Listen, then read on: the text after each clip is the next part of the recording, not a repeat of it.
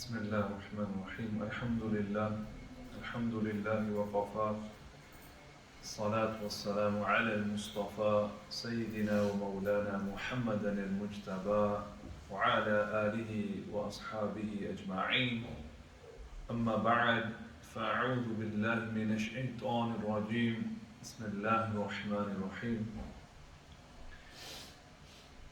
It's the blessing of Allah subhanahu wa ta'ala who gives us tawfiq to enter the Masjid again for Salat al-Jum'ah.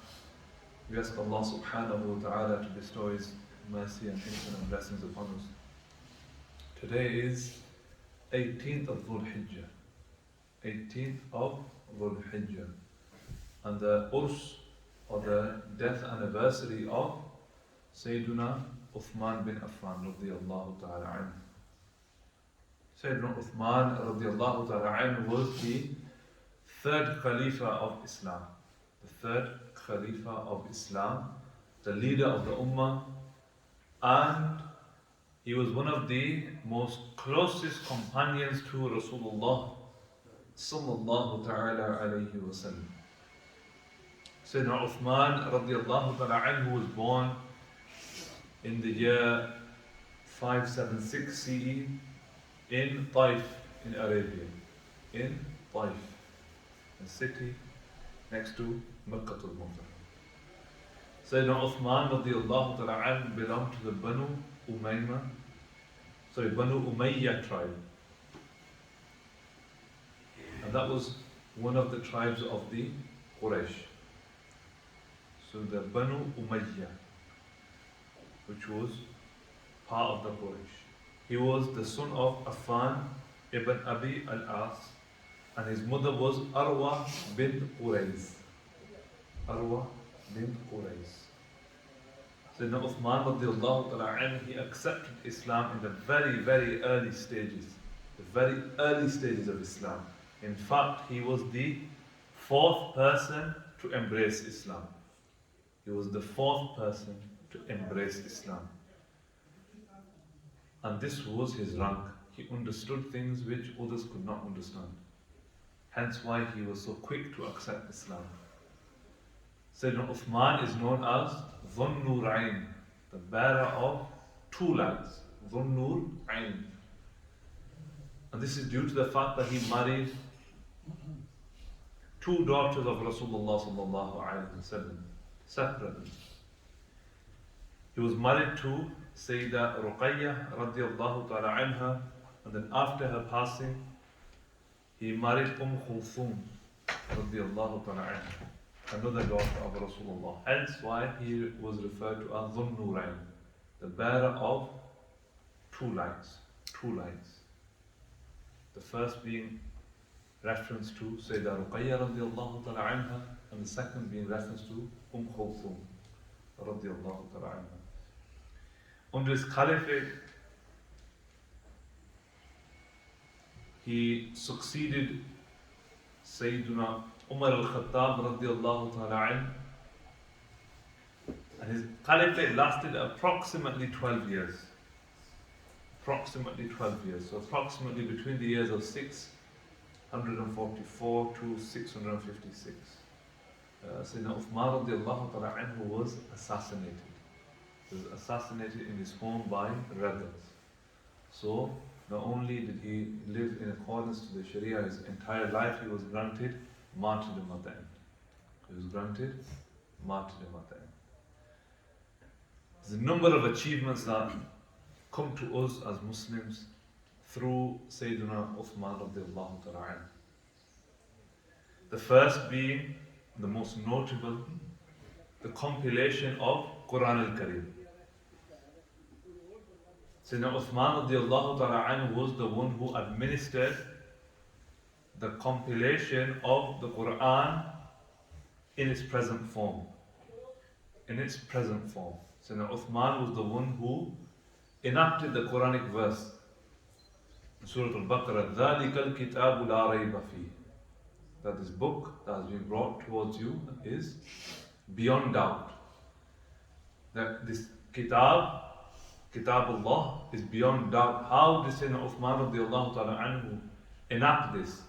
Because by placing Quran al-Kareem in a particular format, placing it into book form, getting the Hufaz together to verify the Quran al-Kareem. Once verified, putting it into book form that we have to this day, the Hufaz were then able to let us know when there was an error with Quran al-Kareem. Not with the actual Quran, but if there was a book that was printed and there was a word misspelled, if there was an extra word added, if there was a word removed, due to the khidmah of Sayyidina Uthman radiallahu ta'ala anhu, we were able then, because we had it in book form, to identify these errors and rectify them. The second most notable achievement, contribution towards the Ummah by Sayyidina Uthman radiallahu ta'ala anhu was the expansion of the Islamic Empire. Under Sayyidina Uthman radiallahu ta'ala anhu, the expansion in terms of mass was expanded by the largest amount. The largest amount. So the Islamic Empire expanded, reaching its largest territorial extent, and he oversaw the conquest of regions such as North Africa, Cyprus, and parts of Central Asia. So all the way from Europe towards Central Asia, Sayyidina Uthman bin Affan radiallahu ta'ala anhu administered this expansion of the Ummah. And then there was various other reforms, administrative reforms. Sayyidina Uthman radiallahu ta'ala anhu implemented these administrative reforms to improve the governance of the Islamic Caliphate. And various caliphates that came after this were able to administer their day-to-day routines, their day-to-day activities, due to the innovations and due to the khidmah of Sayyidina Uthman radiallahu ta'ala anhu. He appointed capable governors who established a central treasury, the Baytul Mal that we have. If you look at the government systems in modern economies now, you have one central treasury. In the UK, you have the HM treasury, for example. So the central government has a pot of money, and then that is distributed each to the different areas, and then that too again is distributed to smaller areas. So what does that do? That means that the central government has funding, that means that the local areas have funding, and even in the minute small villages, they will also have funding. This was the administrative changes that Sayyidina Uthman radiallahu ta'ala anhu did over 1,000 years ago in his caliphate. And today we see these reforms still being implemented. If you look at even in West Yorkshire, we now have a mayor. Only recently, it's been a couple of years now.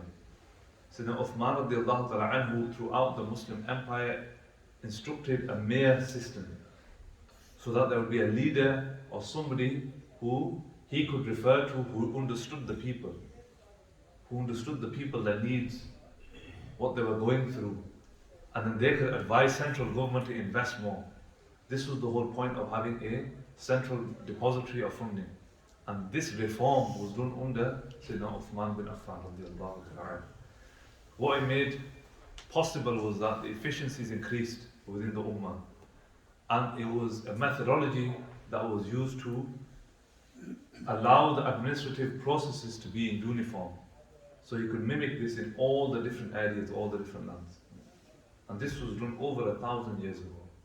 And you see these reforms even to this day in the West or in different cities up and down the country, even here, where these reforms, and if we look back to them, Sayyidina Uthman radiallahu ta'ala anhu already had implemented them. Yet these are still now being implemented here.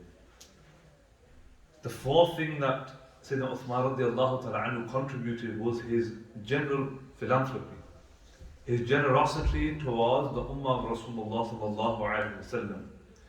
He made substantial contributions,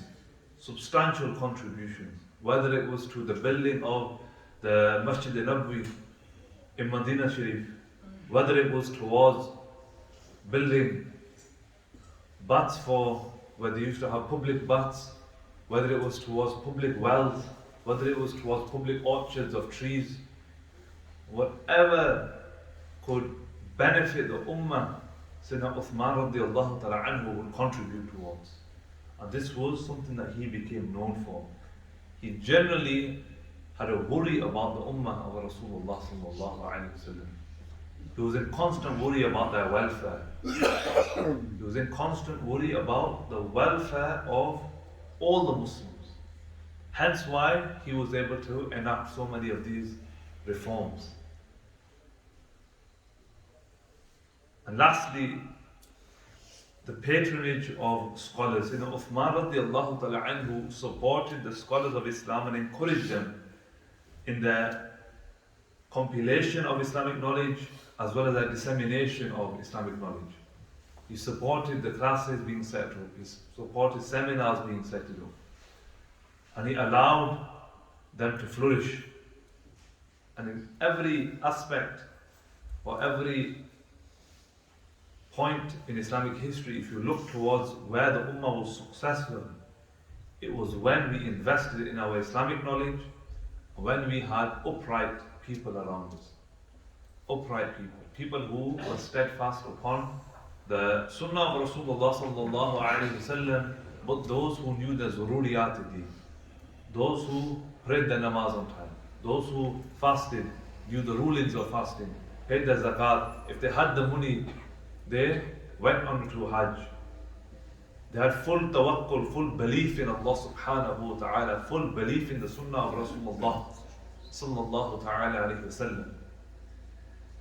Sayyidina Uthman radiallahu ta'ala anhu faced opposition during his latter years in his caliphate, mainly due to issues that had arisen in the previous caliphates.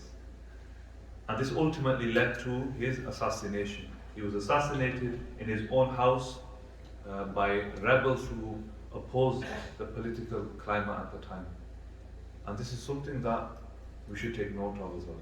Sayyidina Uthman radiallahu ta'ala anhu was a martyr, and he was accepted in the bargah of Allah subhanahu wa ta'ala, a Sahabi Rasul. Sayyidina Uthman radiallahu ta'ala anhu is remembered as a pious and generous person. He made significant contributions to early Islam. He was the fourth person to accept Islam. The fourth person to accept Islam. He contributed to every war that we went on, every masjid that was built, any form of sadaqah that he could give, he used to give. And he was an epitome of how we should be living our lives. Sayyidina Uthman radiallahu ta'ala anhu came from a very middle class or middle to upper class background. He was fairly wealthy. People in this country, we look at ourselves and we think we're poor. We're really not poor. We have a substantial amount of wealth. A substantial amount of wealth. We have a food on our tables. We have a pretty much unlimited supply of water. We have a house over our heads.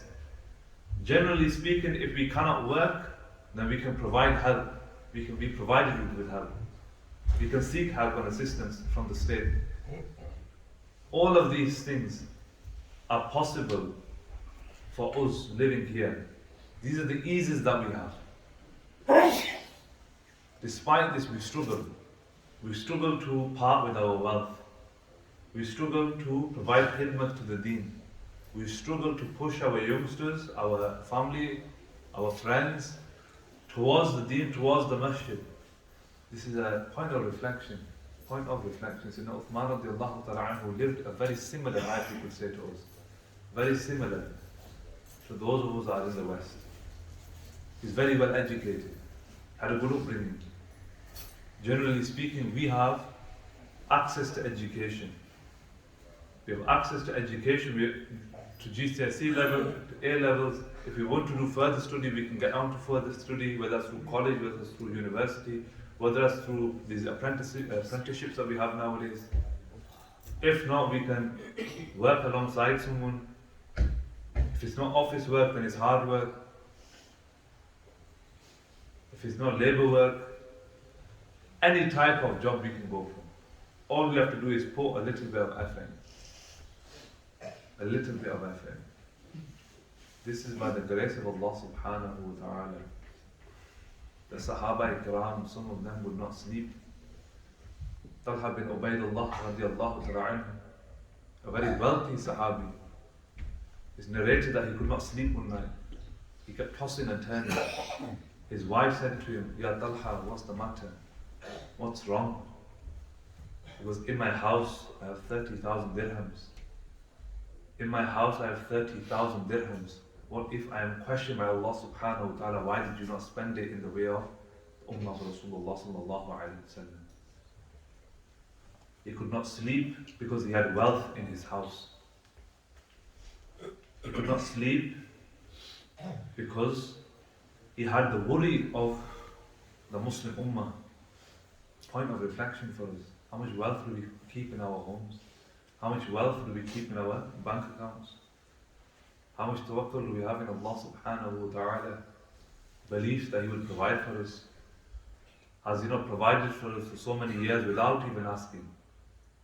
Without even asking.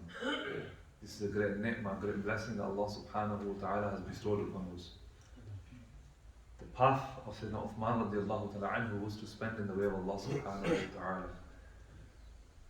This was his legacy, a great sahabi of Rasulullah sallallahu ta'ala alayhi wa sallam. I leave you with that inshallah ta'ala, just a couple of